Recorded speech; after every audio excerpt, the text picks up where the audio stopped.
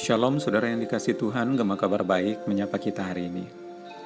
Kabar baik dari Tuhan di hari ini bagi kita adalah dari kitab Ayub pasal yang pertama ayat 1 sampai yang kelima. Dalam ayatnya yang kelima firman Tuhan mengatakan, "Setiap kali apabila hari-hari pesta telah berlalu, Ayub memanggil mereka dan menguduskan mereka. Keesokan harinya, pagi-pagi bangunlah Ayub lalu mempersembahkan korban bakaran sebanyak jumlah mereka sekalian. Sebab pikirnya, mungkin anak-anakku sudah berbuat dosa dan telah mengutuki Allah di dalam hati. Demikianlah dilakukan Ayub senantiasa." Demikianlah firman Tuhan. Saudara, berdasarkan saduran dari renungan santapan harian, tema renungan kita di hari ini adalah doakanlah mereka. Doakanlah anak-anak kita. Saudara, bagi orang tua, memenuhi kebutuhan hidup keluarga adalah sebuah tanggung jawab. Namun, berapa banyak di antara orang tua di hari ini yang bersedia mengorbankan waktunya tiap-tiap hari di tengah kesibukan yang ada untuk berdoa secara khusus bagi anak-anak yang Tuhan percayakan kepada mereka?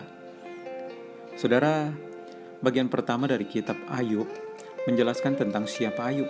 Ia bukan hanya seorang yang memiliki kekayaan berlimpah, banyak anak, dan keluarga yang baik, namun juga dikenal sebagai seorang yang saleh dan jujur.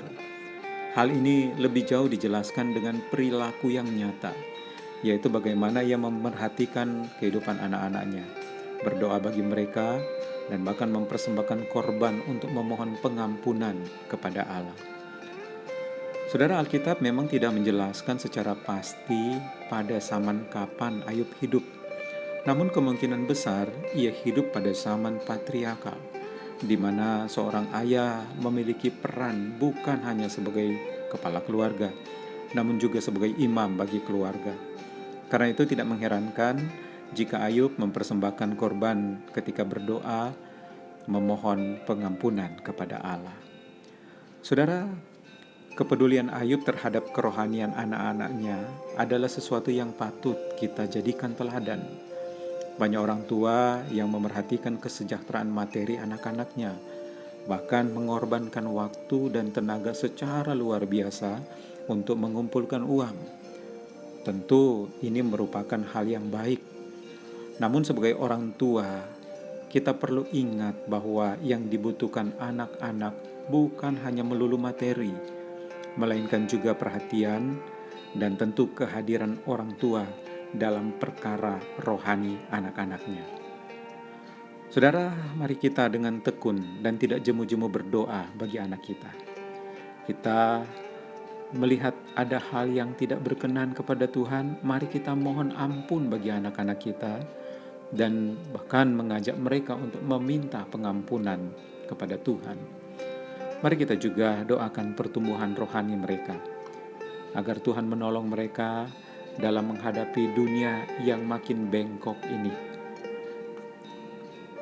Kiranya kehidupan Ayub yang tekun berdoa bagi anak-anaknya juga menjadi gaya hidup bagi kita hari ini sebagai anak-anak Tuhan yang tetap mendapatkan perhatian dari Tuhan. Jadilah orang tua yang tetap bergantung, berserah, dan bahkan selalu bertanggung jawab memperhatikan milik pusaka Tuhan yang dipercayakan kepada kita, anak-anak kita. Tuhan memberkati kita. Mari kita berdoa. Bapa di surga, terima kasih untuk setiap pengajaran yang Tuhan ajarkan kepada kami. Dan kami bersyukur untuk firman Tuhan bagi kami di hari ini. Tolong bimbing kami, supaya kami bisa mewujud nyatakan pesan firman ini dalam hidup kami sebagai orang tua, tapi juga sebagai anak-anak Tuhan, bagi anak-anak yang ada di sekitar kami. Tolong pimpin kami. Kami butuh kekuatan dari Tuhan, dan kami mau berserah kepadamu sambil memohon berkat-berkat dari Tuhan ketika kami menjalani berbagai macam aktivitas dan kehidupan di hari ini. Makasih Tuhan.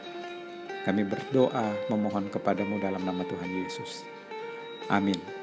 Selamat beraktivitas, Tuhan memberkati kita.